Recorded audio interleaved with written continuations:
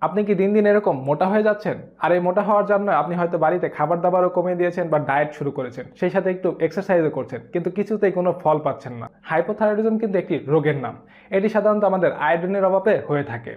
সহজ ভাষায় বলতে গেলে আমাদের যে থাইরয়েড গ্ল্যান্ড রয়েছে সেখান থেকে কিন্তু আমাদের থাইরয়েড হরমোন T3, T4 নিঃসৃত হয়। আমাদের বডিতে কিন্তু একটি নির্দিষ্ট পরিমাণে এই হরমোনের কিন্তু চাহিদা রয়েছে। আমাদের চাহিদার তুলনায় যখন এই হরমোনটি কম উৎপন্ন হয় তখন কিন্তু মূলত আমাদের হাইপোথাইরয়েডিজম হয়ে থাকে। এখন কথা হচ্ছে আপনি হাইপোথাইরয়েডিজম কিভাবে বুঝবেন?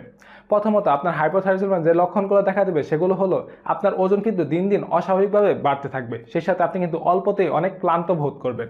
সেই সাথে আপনি ডিপ্রেশনে চলে যাবেন এবং আপনার চুল পড়া শুরু হবে বা চুল পাতলা হয়ে যাবে। সেই সাথে কিন্তু আপনার কোষ্ঠকাঠিন্য হবে এবং আপনি কিন্তু ঠান্ডা সহ্য করতে পারবেন না।